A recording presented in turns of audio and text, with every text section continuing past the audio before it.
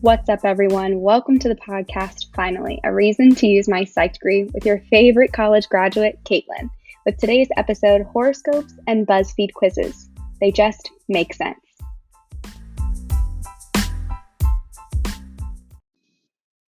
Hello. So, this episode talks about the infamous horoscope and BuzzFeed quizzes, what they are, how they are completely 100% accurate when predicting your life. So, sit back and let me explain. First, let me start off with the pop culture phenomenon we all know of BuzzFeed.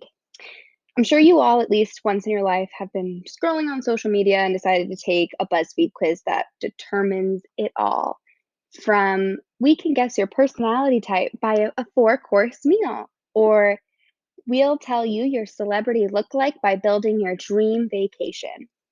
I'm definitely guilty of taking these. Now, for someone who is 5 foot nothing, blue eyes, blonde hair, when I take my celebrity look-alike quiz, more times than not, I will get a long-legged brown goddess with flowing black hair. And if I and Beyonce were to stand next to each other, you'd say we'd look nothing alike. But why would BuzzFeed lie? You're right, they wouldn't. And in fact, you are so wrong on so many levels. Beyonce and I are more similar than you think. Beyonce and I have a similar mole on our faces, and she sometimes wears her ponytail like in a high pony, just like I do. So we're similar in more ways than you thought. So, next, whether or not you know your astrological sign or not, horoscope and astrology just take the cake in guessing your personality and your future. Horoscopes are an astrological chart that represents positions from when the sun and the moon and the planets are all angled together at an exact moment when you're born. And from that moment, all these shifting space rocks will be able to predict the rest of your life and help guide you. And whether or not your Mercury is in retrograde, you've checked your horoscope at least once. And if you are unfamiliar with an example of a horoscope, here's one for you today. Today, you could find it effortless to do things that used to be difficult for you, from figuring out how to work a complicated electronic device to speaking your mind with those in charge. The tough stuff just doesn't seem to be so tough anymore. You'll be getting a nice ego boost out of all of your proficiencies. You will also be energized by others. It's all about sharing ideas, laughs, and intimate moments for you right now. Now, I don't know about you guys, but does that just sort of predict everything you're going through all at once? It's so exciting that, it must be to turn around and know that things are going to be okay, especially when things are so tough right now. Now, if you believe this horoscope, you must be a Virgo and it must be the month of November. Horoscopes are meant to give you advice during the hardships of your astrological sign that's going to be facing, whether it's a day, a month, a year, depending on how you search for it. So, out of these 12 zodiac signs, the horoscopes apply to what? There's about 7.8 billion people in the world. And if it doesn't seem too absurd to you that, maybe 600 million people are also Team Virgo and are dealing with levels of high stress in the month of October, it's not so hard to believe, right? Well, if you aren't a Virgo and it isn't the month of November, then why did that horoscope make sense to so many people? It does seem to apply to your life, especially in moments that are going on right now. But another question, why is my BuzzFeed quiz so able to predict and tell me the fact that I'm an introvert with layers of extrovert? These descriptions seem so accurate to my life and how these can all be so relevant to me specifically, but also be relevant to others at the same time when it is read and taken by billions of people. So, to answer your question, it's called the Barnum Effect. It's also known as the Barnum Fourier Effect in some cases. So, for those of you that are too lazy to Google it, the Barnum Effect is a behavior tendency that tends to occur when a generic description is made. And an individual will try to mold that description to match their personality and their life.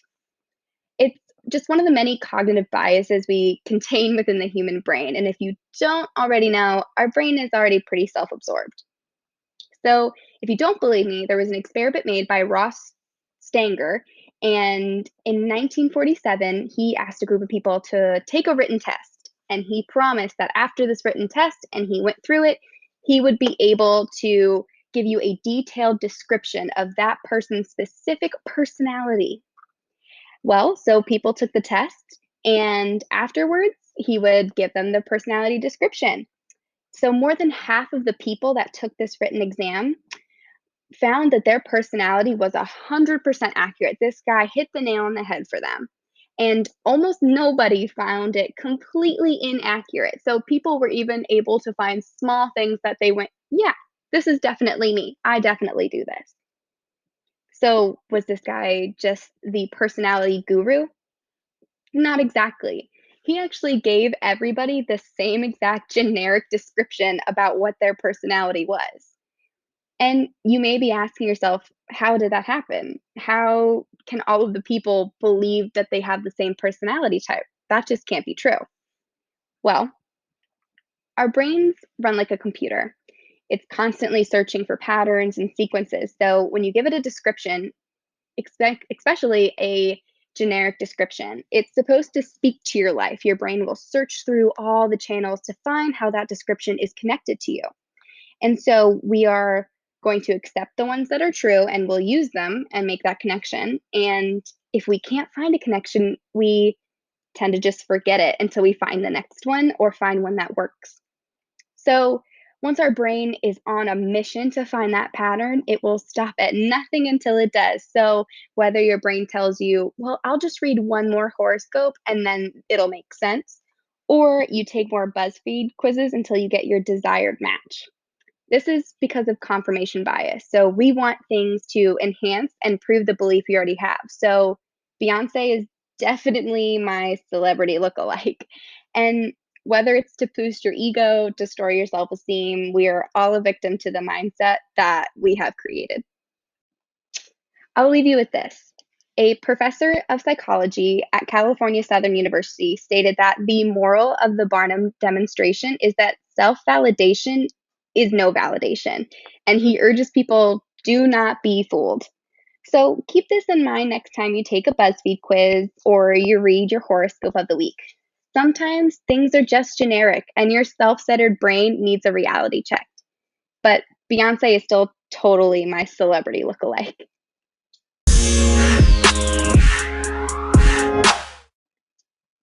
Thanks for listening to my podcast. Finally, a reason to use my psych degree. Stay tuned next week to see if I can find another.